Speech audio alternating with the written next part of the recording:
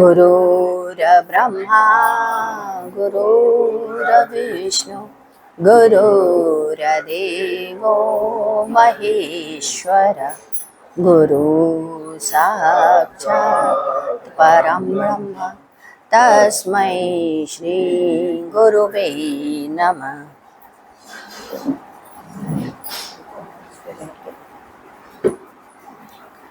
17 नवंबर सन 92। कल से जो सज्जन से गुरुदेव ने वार्ता की थी, उस सज्जन से गुरुदेव ने कहा कि आप जिधर भी जा रहे हैं, अगर उस तरफ कोई चीज़ जो शिवलिंग के आकार की हो या शिवलिंग के भीतर कुछ बनी हुई हो, इस आकार का दिखाई दे तो उस चीज़ को, उस शिवलिंग, आप उसे अवश्य ले आएं। उन्होंने आश्वासन दिया कि वे अब अप्रैल 94 में लौटेंगे, माने वो 92 में जा रहे थे और 94 में वापस आएंगे। आज पुनः ऑफिस में एक सज्जन से गुरुदेव से मुलाकात हुई। उनका थोड़ा कार्य मेरे टेबल से भी संपन्न हुआ, परंतु मैं उन्हें नहीं जान सका, और जानता भी कैसे। ये तो गुरुदेव की दृष्टि है जो अदृश्य को भी देखती है। किसी सरकारी पद पर वह कार्यरत सज्जन, उनका नाम सुशील चंद श्रीवास्तव, 63 टैगोर टाउन, भोजूबीर, वाराणसी के हैं। वे अपने गुरु के कहने पर अपने पद से इस्तीफा दे दिए थे। उनकी पुत्री MBBS 4th ईयर में पढ़ रही थी। गुरु की आज्ञा से उसने 4th ईयर का कोर्स छोड़कर अपने गुरु के पास चली आई। उन्होंने अपने पद से इस्तीफा दे दिया और अपने गुरु के पास चले गए, जबकि उस वक्त उनकी उम्र 46 वर्ष की थी। गुरुदेव ने पूछा, लड़की को डॉक्टरी कर लेना चाहिए था, उसे क्यों नहीं पढ़ाया? उन्होंने कहा, गुरु की इच्छा नहीं थी, उन्हें डिग्री से कोई लेना देना नहीं था। गुरुदेव ने कहा, गुरु के प्रति पूर्ण निष्ठा होनी चाहिए। जब तक ऐसी निष्ठा नहीं होगी, तब तक व्यक्ति कुछ भी नहीं कर सकता या प्राप्त कर सकता।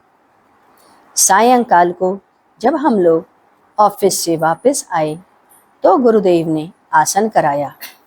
फिर उसके बाद हम सब ने साधना करी, वह साधना जो कि पीछे लिखी है। इसके पश्चात 20 नवंबर सन 1992 92।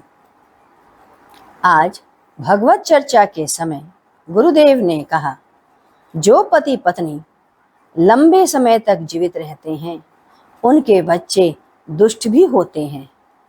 जिनकी स्त्रियां बहुत ही कम उम्र में चल जाती हैं, उनके घर से श्री और ऐश्वर्य भी चला जाता है। जो स्त्रियां बहुत ज़्यादा गर्भपात कराती हैं, उन्हें आगे आने वाले समय में इस कर्म का भोग भोगना पड़ता है। जिन स्थानों पर या जिस नर्सिंग होम में ऐसे गर्भपात का कार्य संपादित होता है, वह स्थान पे सब कुछ होते हुए भी एक सन्नाटा या सूनापन लगने लगता है। गुरुदेव ने आज कहा कि यहाँ से कुछ पुरुष और महिलाओं को भगवान कृष्ण का और भगवान राम के दर्शन प्राप्त होंगे। अभी स्थिति नहीं है, लेकिन यह निश्चित है कि उन्हें साक्षात दर्शन प्राप्त होंगे। भले ही अंत समय पर प्राप्त हो, परंतु उन्हें प्राप्त जरूर होगा।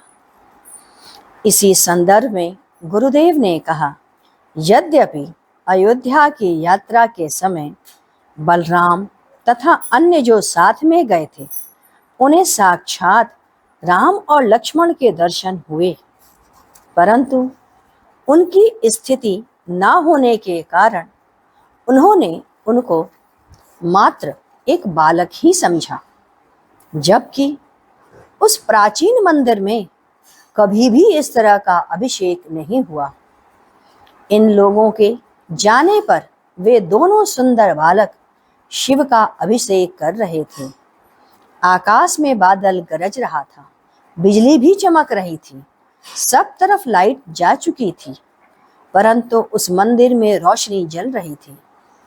इस टीम में किसी भी सदस्य के अंदर भगवत शक्ति का आभास होने की क्षमता ही नहीं है। गुरुदेव ने कहा, मैं चाहता था कि साधना के द्वारा ऊंची स्थिति प्राप्त कर लें। इनमें से दो तरह से साधना की जाती है। प्रथम तो घर रहा, मतलब कि हृदय कक्ष में तथा आज्ञा चक्र पर ध्यान लगाया जाता है। निराकार भगवान के स्वरूप का ध्यान हृदय से लेकर सहस्त्रार तक एक पतली सी नस जाती है, जो सुषुम्ना नाड़ी से ही होती है। जब प्राण छूटता है तो व्यक्ति इसी के द्वारा ब्रह्मांड को छेद कर प्राण को निकाल देता है और वह मोक्ष को प्राप्त करता है। दूसरी विधि है पंचाग्नि विधि। इसमें सोम, पृथ्वी, नारी तत्व को एक साथ रखकर साधना की जाती है। इन सबसे उत्तम और अच्छा अतिशय इष्ट है अपने प्रिय के प्रति अतिशय प्रेम का होना। उनकी अवस्था स्वयं ही ऊंची हो जाती है। सोते बैठते हर समय जो अपने इष्ट का, अपने प्रिय का, जो उसे प्रिय हो, गुरु को प्यार करता रहे, उस इश्क में एक दीवानगी रहे, तो ऊपर की सत्ता ऐसे लोगों से घबरा जाती है। ऐसे व्यक्ति के साथ वह सत्ता हमेशा सटी रहती है। उसे पता भी नहीं चलता कि उसका सारा कार्य होता रहता है।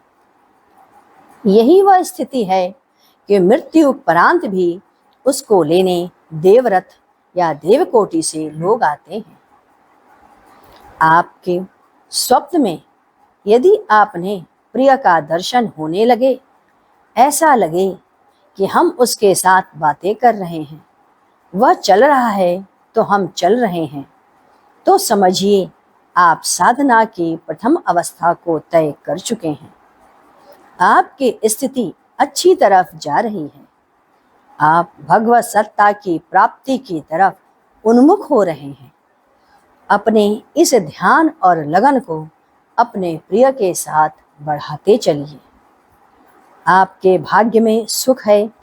ईश्वर ने उसे उपभोग करने को दिया है, लेकिन आप उसका उपभोग नहीं किया, तो यह निश्चित जानिए दूसरी बार वह 10 गुना वृद्धि के साथ आपके पास आएगा।